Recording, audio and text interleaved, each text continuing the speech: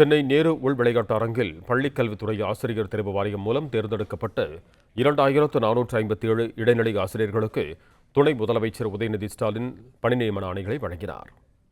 இது தொடர்பான கூடுதல் விவரங்களோடு இணைகிறார் எமது செய்தியாளர் பாண்டியராஜன். வணக்கம் பாண்டியராஜன், உங்களிடம் இருக்கும் தகவல்களை சொல்லுங்க.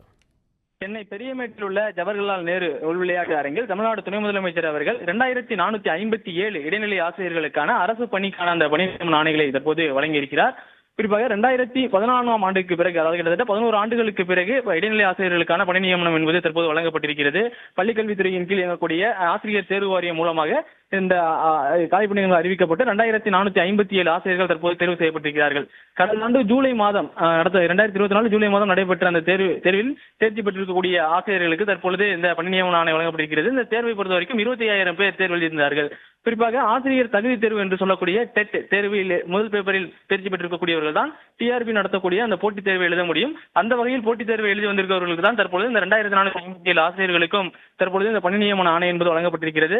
அரசு பள்ளிகளில் ஆசிரியர்கள் கிட்டத்தட்ட 11 ஆண்டுகளுக்கு பிறகு தற்பொழுது பணி நியமன ஆணைகளை பெற்று பணிக்கு செல்ல இருக்கிறார்கள்.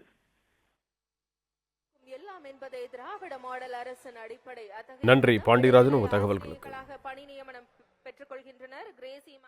பிளே ஸ்டோர் மற்றும் ஆப் ஸ்டோரில் இருந்து பாலிமர் செயலியை QR கோடு மூலம் பதிவிறக்கம் செய்யுங்கள். செய்திகளை உடனுக்குடன் பெறுங்கள்.